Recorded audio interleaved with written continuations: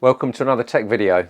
Today we're going to be cleaning a disgusting Dell Optiplex machine that's been in a smoker's house for about the last 7 years, I think. So without further ado, let's have a look at it.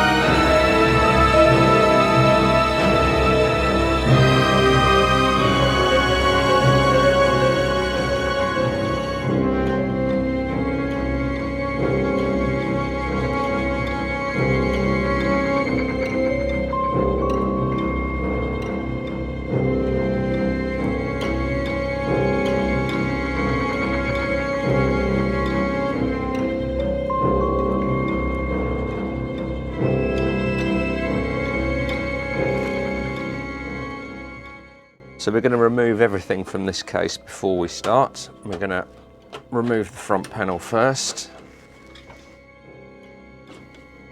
like that. You can see we've still got dust everywhere, so we're going to take that to one side. Next thing we're going to do is we're going to remove the CD-ROM. So we're going to remove the cables from the back, slide out the CD drive or the DVD-ROM.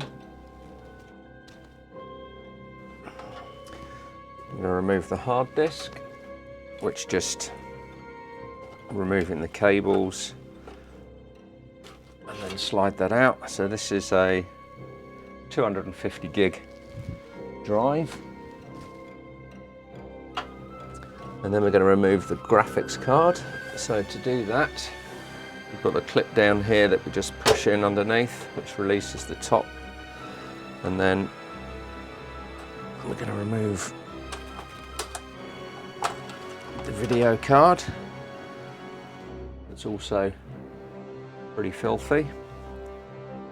Okay, so this is an AMD Radeon. I've got no idea what type of card it is. It doesn't actually say on it. Remove that, put that to one side, and then we're going to remove the memory, which is only 4 gig in here. So we're going to remove that, and then we're going to remove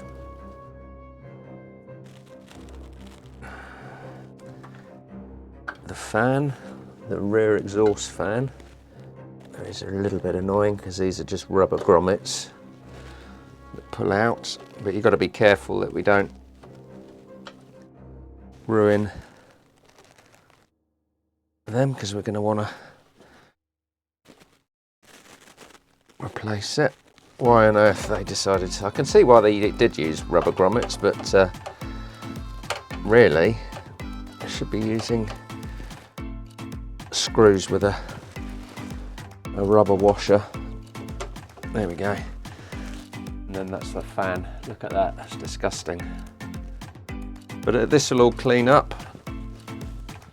Okay, so the next thing, we want to disconnect all the power from the main board. We're going to remove the CPU fan. Remove everything from the motherboard in terms of SATA cables. And then we're going to remove the CPU cooler. There we go, and that will come off. And the thermal paste is obviously dry, but you can see again in here just how filthy that is. And then we're going to remove the front I/O panel connectors if we can. They just look like they pull out. There we go. That's a whole assembly unit, which is quite neat. And then the 24-pin power. And then looks like the hard disk LED light. And then our power switch, which is up the top here, which is an unusual place for it, but there we go. That's Dell proprietary stuff for you. Okay, and now we're going to see if we can remove the power supply.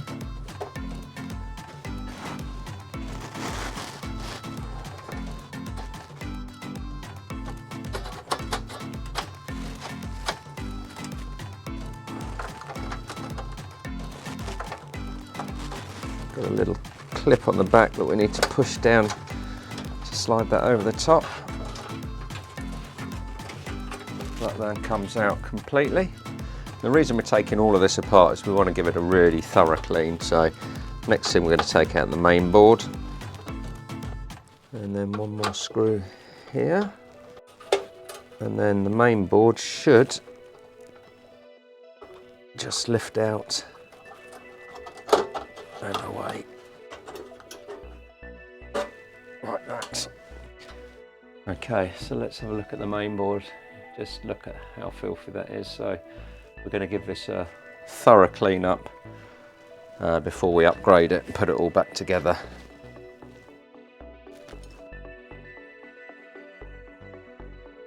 Right, so we've got everything cleaned up now. We're going to good blow out with an air duster, and we've also cleaned each of the individual components, got all of the nicotine stains off there, and the next thing is to start to reassemble it. But before we do that,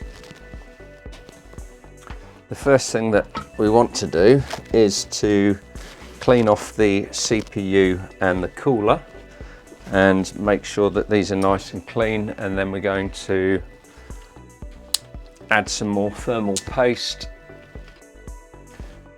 to the CPU. So first of all, we were just taking a little bit of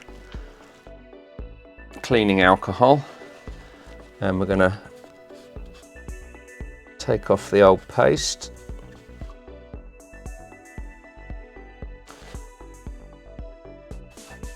We're going to leave it in the socket while we do this temporarily, and then we'll remove the CPU afterwards and give it a final clean up to remove all the paste from around the outside. And the reason we do that is we don't want to bend any of the pins. And again, on the CPU cooler, God, that is ground in on there. Okay, so that is all nice and clean. Now we're going to remove the CPU from the socket, just so we can give this a good final clean up around the edges. Okay, so let's have a look what we've got here. So this is an Intel Core i5 2400 running at 3.1 gigahertz, made in Costa Rica. So we're going to get that back into place.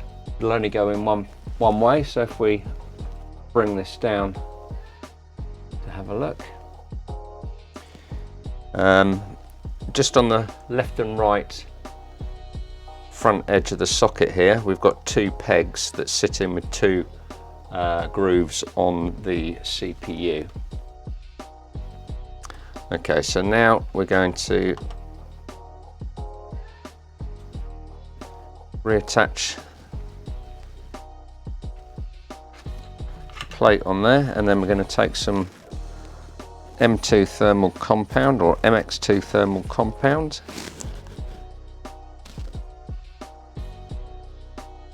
and we're going to put a pea-size amount on the center. We're going to put the fan, CPU fan, back on before we insert it back into the case. So just go around, give a couple of turns until it won't go down anymore. The CPU fan has springs on it, so you can't over tighten it, but you do want to make sure that you go down fairly evenly.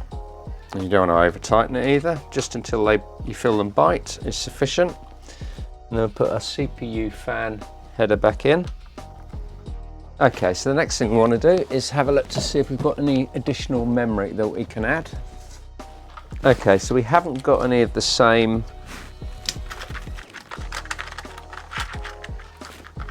memory type, which is absolutely fine because we can put some faster memory in. So I've got 8 gig of 1200U, so that will do. In there. And in there. So that's 8 gig of memory, dual channel mode. Okay, so before we put the main board back in, we're going to put the power supply back in. That's it, and that just clips in.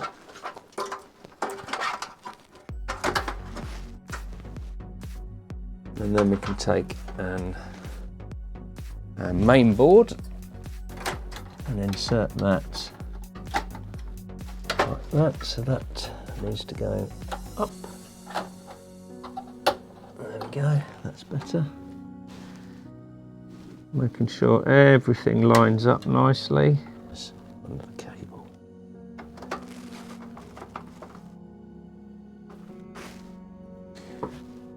Okay, so put a 4-pin power in. Going to reattach our hard disk LED. Take our front panel I/O like that. Power switch connector, 24-pin power, and then our graphics card. Then our blanking plates. That clips over and in place, so they're all in. Okay, so now we're going to put our rear exhaust fan in, and then finally we're going to change the BIOS battery. And the reason for that is we definitely know that had expired, because that's not working. We just happen to have a spare one, 2032. And you want to change the BIOS battery if you know it's dead, because if you get a power cut you have to reset, the BIOS will reset. And then finally, hard disk. That's it. The SATA connector. So SATA 0 for the drive.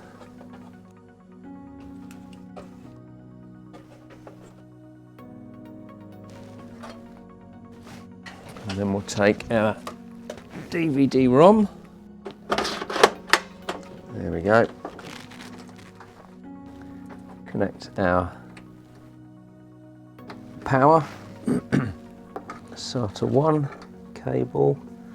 I'll route that round underneath there out of the way. Okay. And then we're going to reattach our fan the correct way round. And there we have it. That is our finished cleanup. We can get this connected and make sure that we're seeing the correct amount of memory. Set the BIOS after resetting it due because we changed the BIOS battery. And then once we're in the BIOS, you can see that we've got our 2 sticks of memory, so 8 gig of RAM, dual channel. What we want to do is we actually want to change the date and time, because obviously that is still set to how it was before, until we change the BIOS battery, that is. So what we're going to do is we're going to set that clock, make sure that's all right. Okay, so here we are, booted up. Ignore the Bob PC. This is an Optiplex 790, as you can see there. second generation Core i5 running at 3.1 gigahertz. That's our 8 gig of usable memory. Now, if you notice down the bottom here under system type, we've got a 32-bit operating system running on 64-bit hardware. So what we're going to do is we're going to take out the hard disk, we're going to put an SSD drive in it, and then we're going to put a fresh copy of Windows 10 on there. So if you found that video useful, give it a thumbs up. Don't forget to subscribe to the channel. Just want to say thanks for watching, and we'll see you guys in the next one.